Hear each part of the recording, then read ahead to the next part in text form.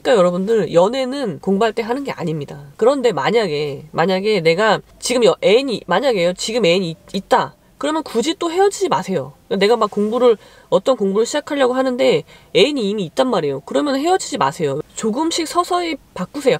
연애 패턴을. 왜냐면 공부 모드에 적합하게 연애가 제가 그 4가지 공부법에 공부할 때 마지막 제일 중요한 게 운동이라고 했어요. 왜냐면 체력이 없으면 이거는 공부는 할 수가 없기 때문에. 근데 운동도요? 왜 하는 거죠? 공부하기 위해서 하는 거란 말이에요. 그러니까 운동이 주가 되면 안 된다는 거예요. 모든 거는 공부를 잘하기 위해서 도와주는 요소들이거든요.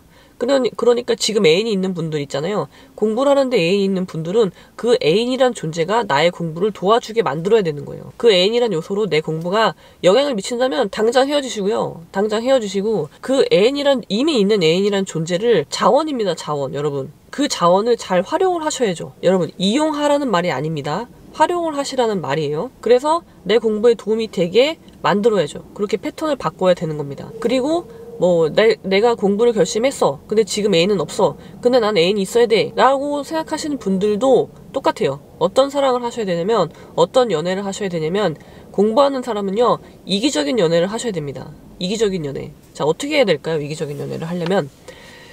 신림동에, 제가 자꾸 신림동이라고 하는데, 그냥 이제 공부하는 사람들의 집단이 모여있는 곳이니까 얘기를 하는 거예요. 신림동에 모여있는 사람들의 특징은 뭡니까? 대단히 이기적인 사람들입니다. 저는 원래 인간은 이기적이라고 생각을 해요. 근데 특히나 공부를 하는 사람들은요, 장기전에 어떤 목표를 딱 세우고 그거를 위해서 매진하는 사람들은요, 굉장히 이기적이에요. 왜냐면 이게 되게 살인적인 스케줄을 소화해야 되거든요. 그래서 내가 그 스케줄을 따라가지 못하면 나도 나가 떨어지는 거예요. 그러니까 내가 다른 사람을 신경 쓸 겨를이 없어요. 같이 스터디하는 사람들도요, 물론 친한 친구, 아는 선후배 끼리 스터디를 시작을 해도요, 결국 결과는 어디에 나옵니까? 결과는요, 합격자 명단에 있냐 없냐예요. 있는 사람과 없는 사람의 그 인생은요, 희비는요, 완전히 엇갈리거든요. 그래서 합격자 명단에 내 이름이 들어가게 하기 위해서 노력을 하는 집단인 거예요. 집단이 아니죠. 이런 수험 공부는 이렇게 여럿이 모여서 같이 한다고 시너지 효과가 나긴 어려워요. 어차피 개별적으로 해야 되는 거예요. 그러니까 되게 이기적이에요. 이기적이고 저도 그랬어요. 저도 제가 딱히 누구를 괴롭히거나 그래서 이기적이라는 게 아니라 다른 사람을 돌볼 겨를이 없단 말이에요. 그러니까 연애를 할 때도요, 이기적인 연애를 하셔야 돼요. 최소한 내가 공부를 하는 동안은요, 상대방이 나한테 맞춰야 돼요. 상대방이 내 공부 스케줄에 맞춰야 되고 나를 위해서 헌신을 해야 돼요. 그렇지 않으면 헤어지셔야 돼요. 네, 정말 시험에 붙고 싶으시다면, 합격하고 싶으시다면 헤어지시는 게 맞아요. 그래서 이런 거죠. 군대에 간 병사의 여자친구를 예를 들어볼게요.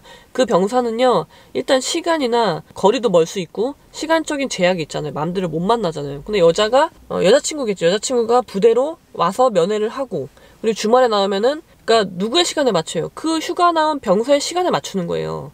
사랑한다면, 사랑하지 않는다면 안 맞추겠죠. 그래서 이제 헌신을 하게 되죠. 그런 식의 사랑을 하셔야 되는 거예요. 이기적으로 연애를 하십시오. 그리고 공부하는 동안은요, 여러분 자신도요, 자기 자신을 위해서 희생하는 거예요. 나도 내가 하고 싶은 거, 내가 놀고 싶은 거, 먹고 싶은 거, 그런 거 다 포기하고 공부하는 거잖아요. 그럼 나 자신도 희생하는데, 그러면 가족들도요, 알게 모르게 여러분들 위해서 희생하고 있어요. 근데 애인이 여자친구, 남자친구를 위해서 내가 희생할 여력이 없습니다, 여러분. 그러니까 그냥 받아들이시고요. 편하게 상대방의 헌신을 받으세요. 헌신적인 사랑을 받으세요. 그리고요, 대신에 시험에 붙고 나서요, 나에게 그렇게 내가 시험 공부를 할 수 있게 도와준 그 애인한테 고마워하세요. 고마워하시고 그 영광을 모두 그 애인한테 돌리도록 하세요. 그런 헌신적인 사랑을 받았다면. 물론 시험에 붙고 나면 마음이 바뀔 수가 있죠. 예, 다른 더 넓은 세계가 보일 거예요. 그러면 그걸 뭐라고 할 수는 없죠. 사람이 마음이 떠났다는데 어떻겠어요. 나쁜 놈이긴 하지만 그렇다고 강제로 얘랑 사귀라고 할 수는 없잖아요. 얘랑 결혼해 할 수는 없잖아요. 그러니까 헤어지더라도 일단 시험 합격의 영광을 애인한테 돌리시고 헤어지게 되더라도 품위 있게 헤어지십시오. 고시공부할 때 그런 일 되게 많잖아요. 고시공부할 때 여자친구가 헌신적으로 다 해줬어. 돈까지 대줘. 근데 얘가 붙었어. 근데 딴 여자를 만나는 거죠. 그래서 그 여자분이 피켓 들고 막 연수원 정문 앞에 와가지고 시위하고 막 그랬단 말이에요. 그게 해프닝이 되고 그런 일이 있었단 말이에요. 그러니까 그렇게 하시면 안 된다는 거죠. 그건 너무 품위가 없잖아요. 여러분, 이기적으로 연애하시고요. 철저하게 도움을 받으세요. 이기적으로 연애하고요. 철저하게 도움을 받으십시오. 근데요, 여러분, 공부하다 보면요. 2, 3년 이렇게 장기전 공부를 하다 보면은요. 외로워요. 외로울 수밖에 없죠. 그래서 이제 슬럼프에 빠지기도 한단 말이에요. 너무 외롭다. 근데 그게 여러분이 어떤 공부를 하기 때문에 외로운 게 절대 아닙니다. 착각하시면 안 돼요. 여러분이 외로운 건요. 이건 좀 복잡한 문제거든요. 이거 자유에 대한 문제인데 이건 여러분이 외로운 이유 그거는 제 영상을 한번 참고해서 보시기 바랍니다. 그러니까 내가 공부를 하는데 외로워? 애인이 없어서 외로운가 보다. 그렇게 생각하시지 마세요. 애인이 여러분의 외로움을 달래주지 못합니다. 여러분이 외로운 거는 애인이 없기 때문에 외로운 게 아니거든요.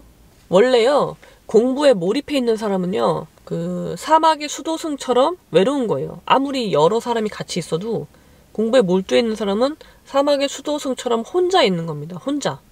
근데 그 혼자 있다는 사실이 외로움을 느낀다면요. 그건 여러분이 몰두하지 않았기 때문이에요. 사막에 혼자 있는 수도승이지만 외로움을 느끼지 않아요. 왜? 몰두해 있기 때문에. 몰입해 있는 그 순간은 몰입한 그 순간은요. 외로움을 느낄 수가 없어요. 그러니까 공부하시는 여러분들이 외롭잖아요. 외롭다고 느낀다면 그게 만약에 내가 혼자니까 외롭다. 아 누가 옆에서 같이 공부해주면 좋겠다. 나도 그런 사람이 있으면 좋겠다. 라고 생각한다는 거는 여러분이 몰입을 못하기 때문이라고 제가 지난번 영상에서 말씀을 드렸습니다.